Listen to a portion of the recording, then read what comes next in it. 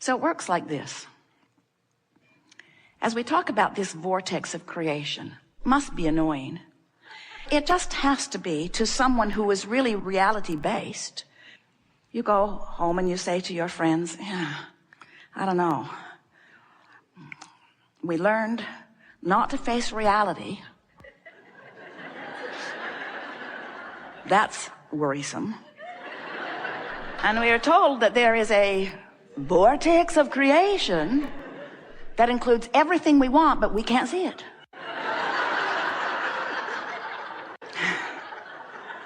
It was a little like smoke and mirrors.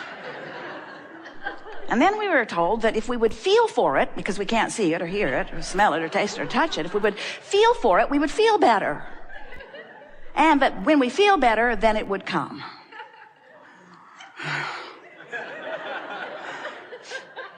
Hard to accept that, isn't it? But if you will play our silly game just for a little while, what you will discover is that you are vibrational beings first and foremost. And that the vibration of your being has two vantage points. So good when you get this. Two vantage points. The vantage point of what you're focused upon right now, what you're talking about, what your attitude is, what your mood is, whatever you're focused upon, that's a vantage point. It's you focusing. And then there's the vantage point of the source within you, who existed before your birth and who has been expanding ever since you've been here in this physical body, becoming the equivalent of every request, no matter how big or small you consider it to be, all of the days of your experience. So here is this vibrational being that is playing off of you, playing off of the physical you all day, every day, all day, every day. And you can tell by the way you feel how well it's playing. If you are having a joyful moment, there is no vibrational difference between you and you. You are so in sync. You're in this physical body, but you have set up no vibrational hindrance or resistance. And so you've got full flowing of the wholeness of all that you are flowing through you in this moment. And you're clear-minded, you're on point, you're vital and alive. Your mind is clicking, your body is clicking, the cells of your body are benefiting. You are thinking of things just at the right time. Your timing is exceptionally good. The lyrics to the song you are writing are flowing through you. The music is moving through your body in a remarkable way. The intelligence that you have been seeking, the mass consciousness that surrounds you, is now actively available to you, and the ideas will flow to you now.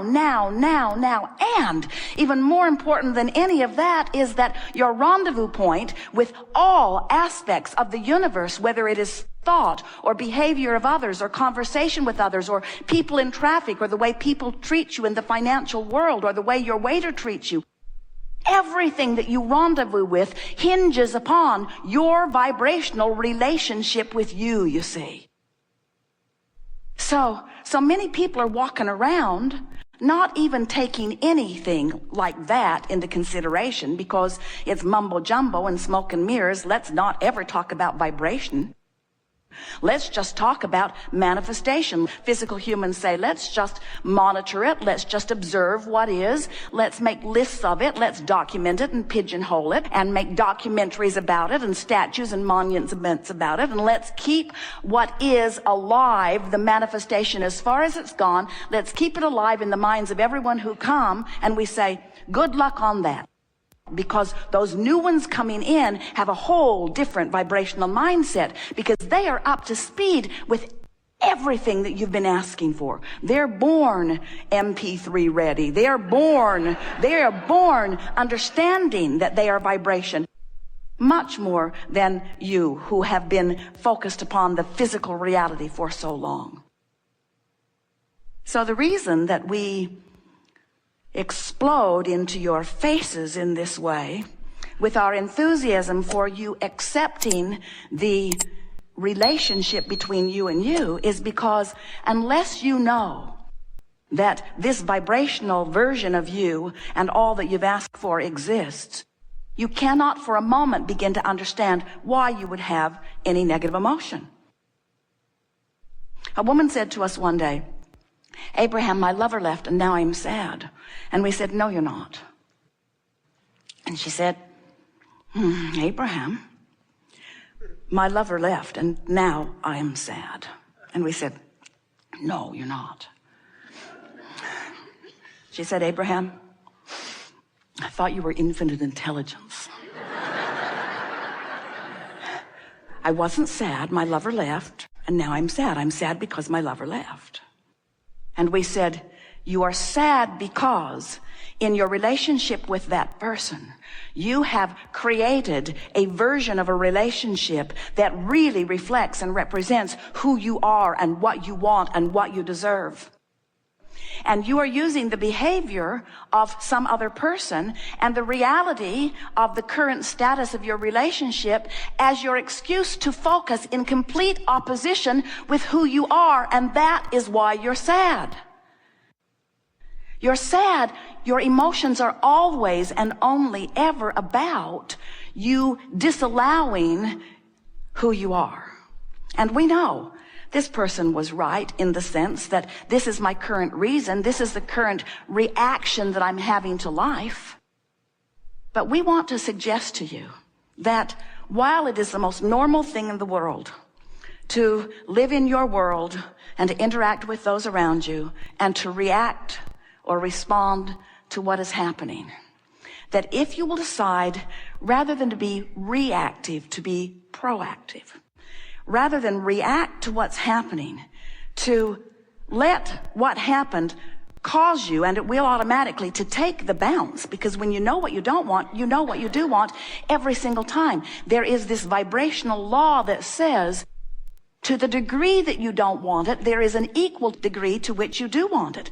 In other words, if you sort of don't like that, you sort of want something. But if you really, really, really don't like that, then you really, really, really, really want something. It is always an equal and proportionate vibrational bounce.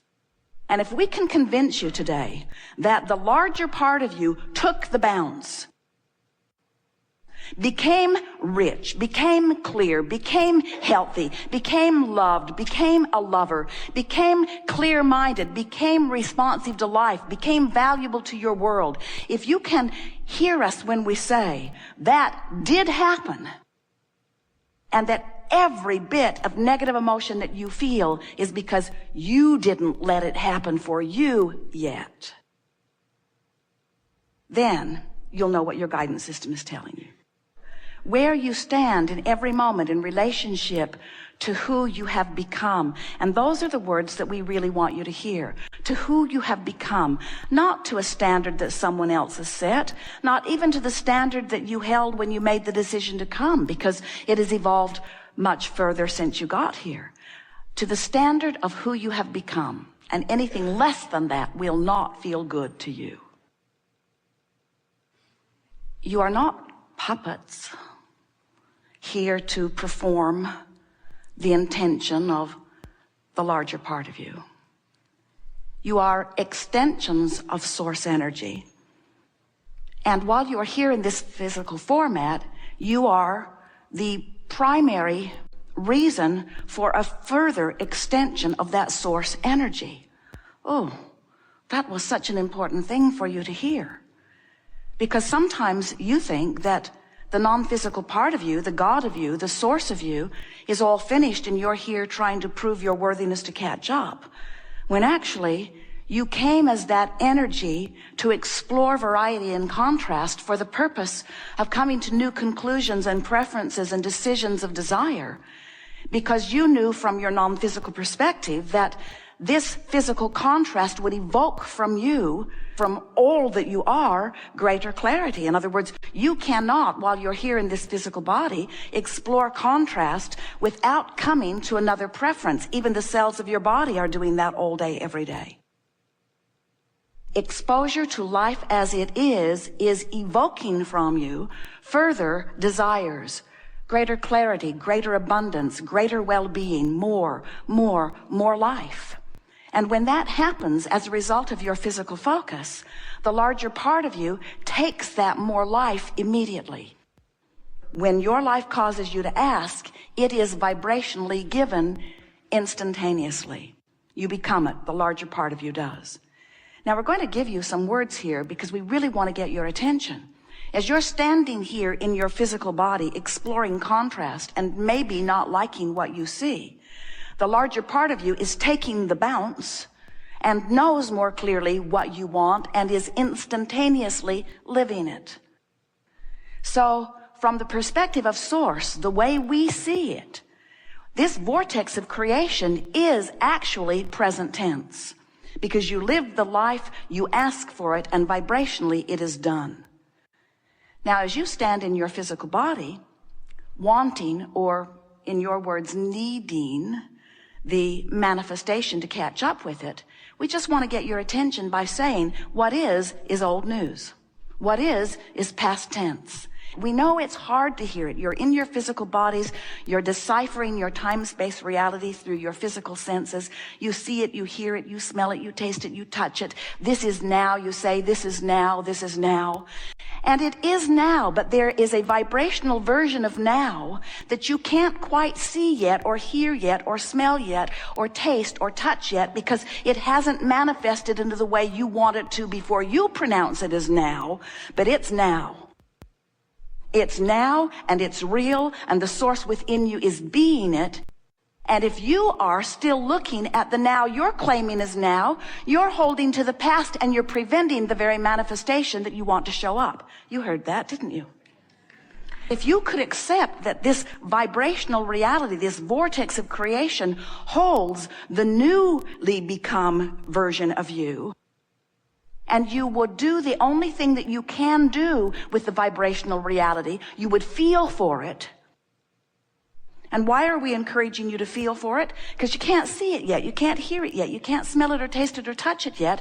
But if you will feel for it, you will allow the feeling of it to train your vibration into alignment with it. And then, you know what?